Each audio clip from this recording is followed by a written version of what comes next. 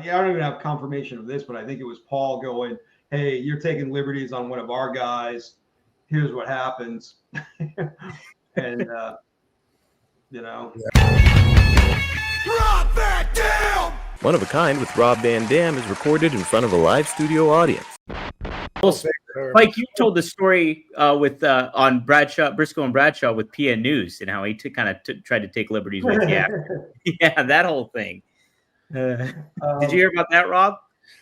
I don't think so. Remember when they brought him in? When he was in ECW?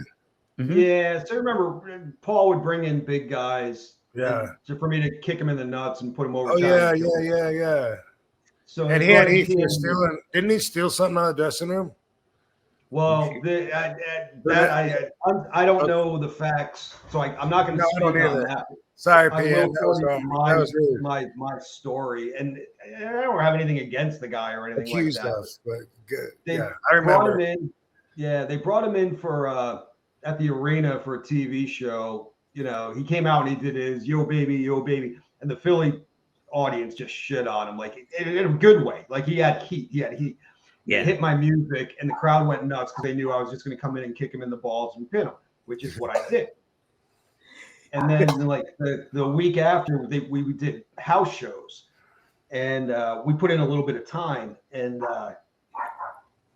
we did whatever, like 10 minutes opening or whatever, and he really pounded on me, like not working. And when I came back through the curtain, Paul was there, and Paul looked at me. He was like, "How was he?" And I was like, "He's a little stiff."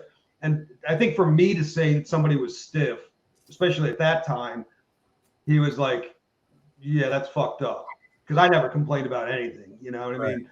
So the next night, Paul put him in there with Balls, and he pulled Balls aside and gave him the green light with a chair, and it was like, "Go for it." And Balls, and I don't think Paul even told him anything about me. It was just Paul knew what was going to happen. Yeah. So Paul put the chair over his head in the hole, like, and those were those stiff metal chairs. He put it through his head and collapsed his nose. And that was the last time we saw PN News. Yeah. And I don't even have confirmation of this, but I think it was Paul going, "Hey, you're taking liberties on one of our guys. Here's what happens." And Yeah. So in All Japan Pro Wrestling, these guys, what's their name? The Blackhearts. Okay, so David Heath and the other guy. I can't remember who the other guy is. David Heath and David was was cool. The other guy got so much heat. He was Luna's ex-husband. Okay. You're not Gangrel was Gangrel. According to this guy, Gangrel stole Luna from him. Oh, okay. He said one day, he suspected them when he was married to her. He suspected Gangrel, his best friend, of banging his wife. And so he said one day he left to go to work, but he only went a few blocks and he waited. And he said he came back and he walked in the house and he said he caught them and got his ass beat. Tom Nash. Thank you. Yeah. Okay. So Tom got so much heat for both of them on an All Japan trip, and just nonstop running his mouth. You know, everyone was just so tired of him, and he said everything. Always said the wrong thing. You know, thought it was funny to call me Von Dum. He goes, "Hey, Von Dum. Hey," you know, and he was super annoying. He said something to Del Wilkes, the Patriot. Said, "Hey, Del, are the Mounties in North Carolina still dickheads?" And he was like, "Why?" I think he said, "I'm a Mountie." I think he was a Mountie, if I'm not mistaken. Him or his friends, but I think he said he was. And it was one of those, like, you know, like, you just put your fucking foot in your mouth. There was like awkward silence. And he said something. Well, I know most of those cops can be dicks, and I'm sure some of them are cool trying to back out of it. Stan got pissed.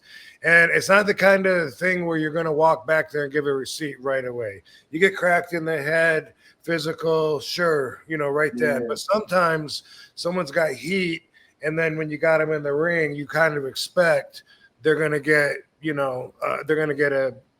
got something coming.